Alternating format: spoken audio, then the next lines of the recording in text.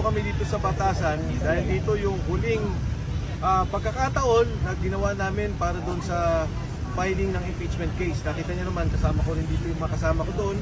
Hindi tinanggap yung aming impeachment case.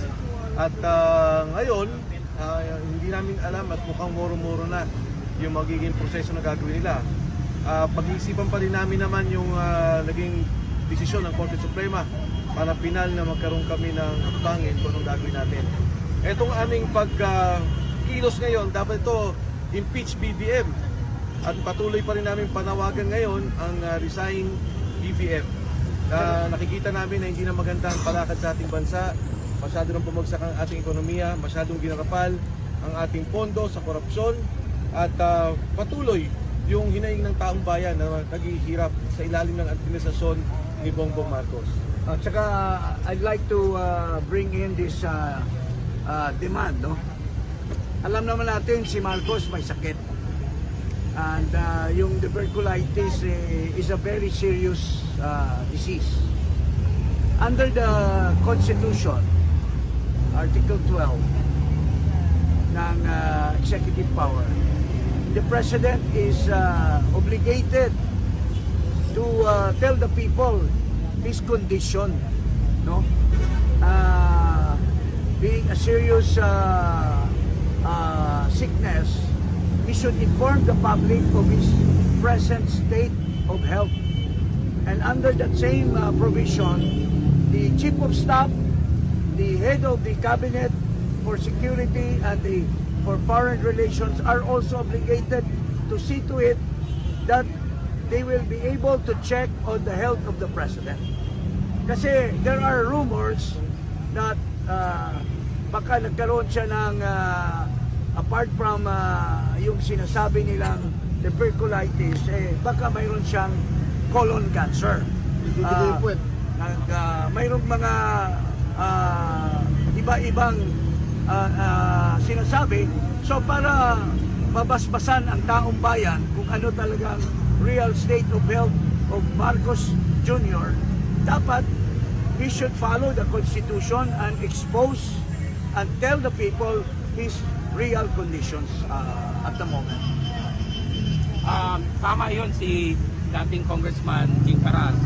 Ang ating Constitution ay malinaw sa kanyang alituntunin na kung ang Presidente ay may sakit, malubha o hindi man, ay dapat sa publiko yon. Hindi dapat magtago sa isang mantel ang Malacanang sa issue ng kalusugan ng ating Pangulo because he's the highest official of the land. So, isa po itong challenge namin na ang Malacanang dapat maglabas ng medical bulletin as early as possible para malaman ng publiko ang kanyang tunay na kalagayan. Okay, thank you, sir. Ay kami puso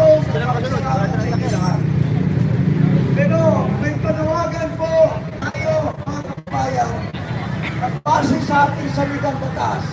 Alam natin na malubha na ang sakit ni Marcos. So, ang ating salitang batas ay sasabi na dapat sabihin sa taong bayan kung ano ang status ng kalagayan ng health ni Marcos.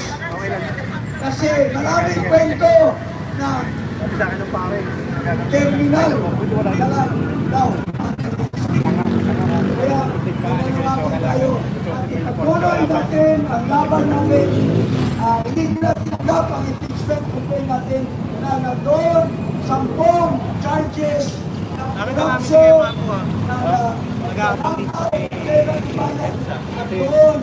na-identify natin na si Marcos ang numero 1 na akot base sa sinasabi ni Saldico, mga kababayan. So, hindi ko na habaan pa ang aking usap sa inyo. Thank you for joining us this afternoon. Mabuhay po ang Pilipino. Ipagpatuloy natin ang laban para bakasan ang kapulastugan na ginagawa ng liderato ng ating bansa, mga kababayan.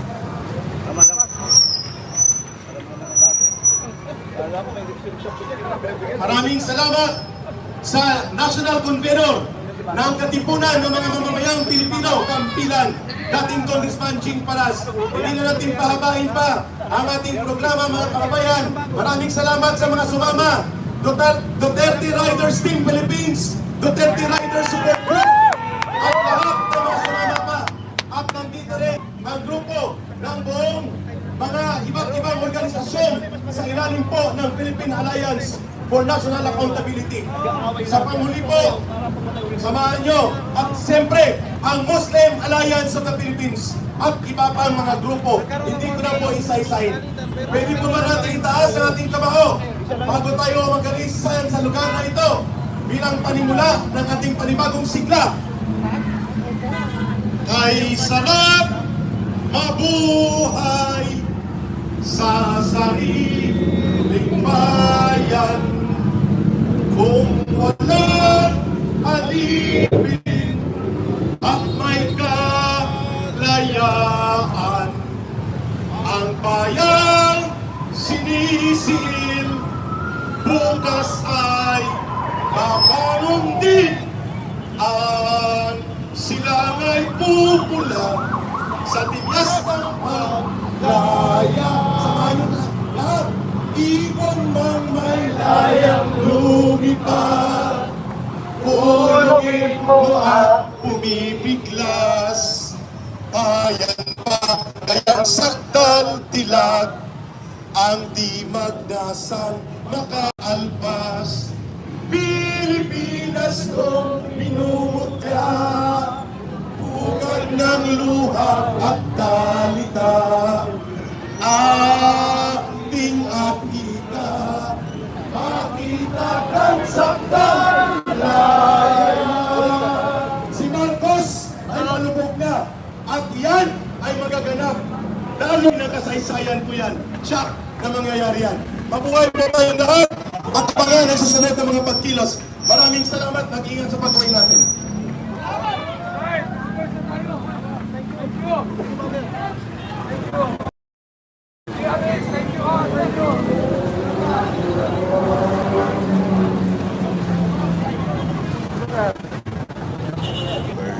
Very successful and nakita ko kanina from Owa until dito sa Batasan, ang daming pulis. And I know, meron silang plano sana na pwede lang gawin yung nangyari sa Cebu, pero hindi nila pwedeng magawa-gawa rin ang lahat ng mga nag-motorcade nang galing sa lahat ng mga eskinita sa Pasamento Highway. Hindi tayo isang linya lang. So, kaya nagkahiwalay-hiwalay and I'm thankful na natapos siya ng ay peaceful and mula sa mga kababayan ko sa Mindanao, hindi kayo lagi nagkikita.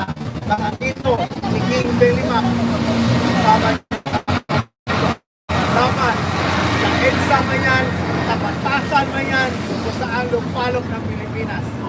Dapat matalsikin na si BBM. dapat i-impeach na si BBM. Dapat bumaba na si BBM. Di malapit na siya mamatay. Oo. So baka dito pa siya sa Manila mamatay. Dapat umuwi na siya sa Ilocos na kanyang lugar niya. Para hindi na rin siya mahirapan doon kung doon sa Iporon. So, pati ang kapatid niya, uri na rin.